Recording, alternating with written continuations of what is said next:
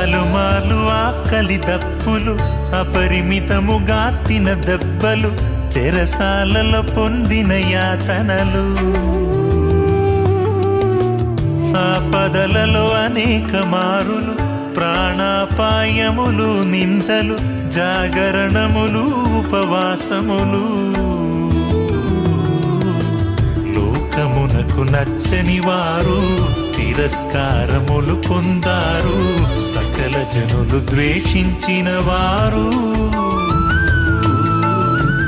కుటుంబములు కోల్పోయారు, దిగంబరులుగా మారారు, కొండలలో గుహలలో బ్రతికారు.